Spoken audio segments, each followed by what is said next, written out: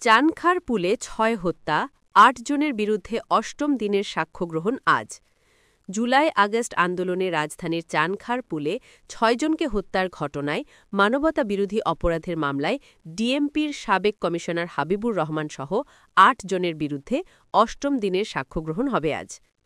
বৃহস্পতিবার আন্তর্জাতিক অপরাধ ট্রাইব্যুনাল ১-এর চেয়ারম্যান বিচারপতি মোহাম্মদ গোলাম মর্তুজা মজুমদারের নেতৃত্বাধীন বিচারিক প্যানেলে এ সাক্ষ্যগ্রহণ হওয়ার কথা রয়েছে।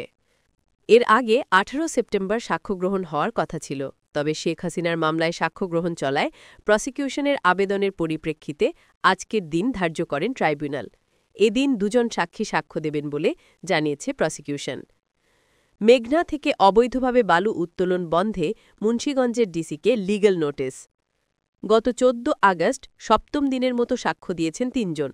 এর মধ্যে ২ জন আর্মড পুলিশ ব্যাটালিয়নের সদস্য ছিলেন। তারা হলেন কনস্টেবল অজয় কুমার ও কনস্টেবল আব্দুর রহমান।